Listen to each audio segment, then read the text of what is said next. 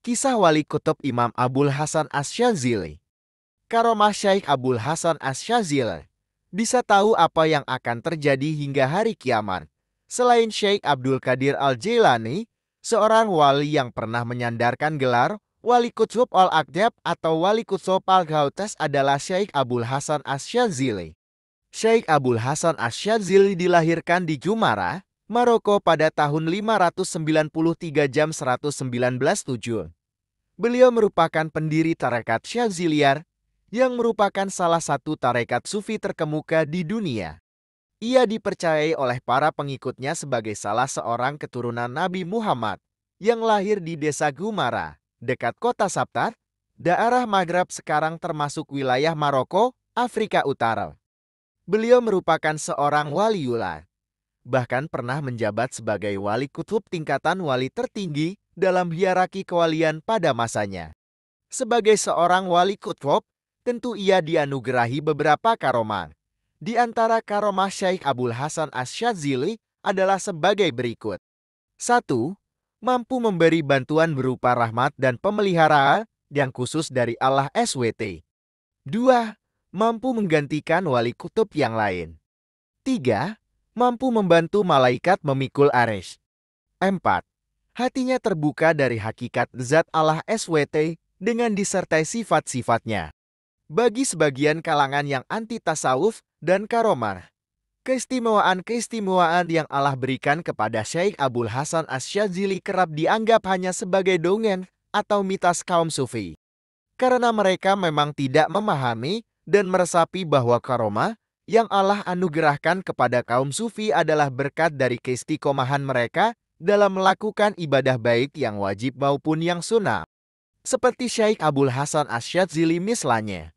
Beliau belajar ilmu tarikan dan hakikat setelah matang dalam ilmu fikihnya. Bahkan beliau tak pernah terkalahkan setiap berdebat dengan ulama-ulama ahli fikih pada masa itu. Peninggalan ampuh sampai sekarang yang sering diamalkan oleh umat Islam adalah Hizb Nasyr dan Hizbah, di samping Tarikah Syadziliyah yang banyak sekali pengikutnya. Hizbar merupakan hizb yang diterima langsung dari Rasulullah SAW, yang dibacakan langsung satu persatu hurufnya oleh beliau SAW. Syekh Abul Hasan Asy-Syadzili pernah berriaga selama 80 hari tidak makan, dengan disertai zikir dan membaca shalawat yang tidak pernah berhenti. Pada saat itu beliau merasa tujuannya untuk wusul sampai kepada Allah SWT telah tercapai. Kemudian datanglah seorang perempuan yang keluar dari gua dengan wajah yang sangat menawan dan bercahaya. Dia menghampiri beliau dan berkata, "Sungguh sangat sial. Lapar selama 80 hari saja sudah merasa berhasil. Sedangkan aku sudah 6 bulan lamanya belum pernah merasakan makanan sedikit pun." Begitulah, beliau selalu melakukan riadah, hingga kemudian menjadi seorang wali kutub menggantikan gurunya. Di antara karomah beliau yang sangat luar biasa dan mungkin akan ditentang oleh kaum sebelah adalah anugerah, yang membuatnya bisa mengetahui apa yang akan terjadi hingga hari kiamat. Tentang hal ini, beliau pernah berkata, "Aku diberitahu catatan muridku dan muridku, semua sampai hari kiamat, yang lebarnya sejauh mata memandang. Semua itu mereka bebas dari neraka. Jikalau lisanku tak terkendalikan oleh syariat, aku pasti bisa memberitahu tentang kejadian apa saja yang akan terjadi besok sampai hari kiamat." Masya Allah, begitu agung karomah yang Allah anugerahkan kepada beliau. Sekali lagi, walaupun mungkin akan ditentang oleh orang yang anti tasawuf, tetapi karomah berupa mengetahui hal yang akan terjadi itu tidak mustahil diberikan alam kepada walinya.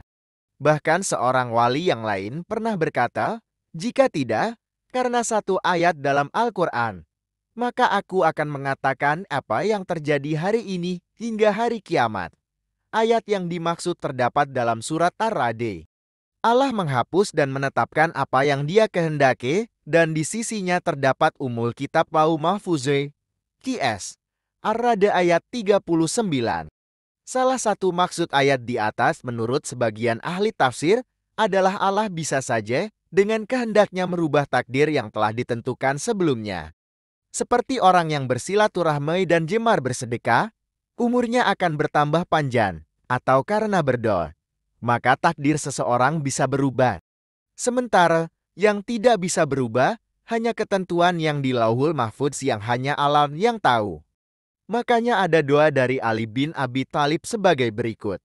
Ya Allah, jika engkau telah catat aku sebagai orang yang celaka, maka hapuslah dan catatlah aku sebagai orang yang beruntung.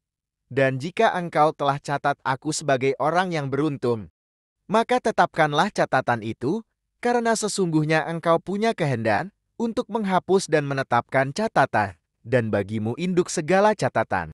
Maka, kesimpulannya, tidaklah mustahil jika Allah menganugerahkan kepada Syekh Abul Hasan Asy-Syadzili berupa karomah, bisa mengetahui apa yang akan terjadi di masa depan. Radhiyallahu an Abi Hasan Asy-Syadzili. Semoga berkahnya mengalir pada kita, amin. Sumber dari Awaluddin Marifatullah.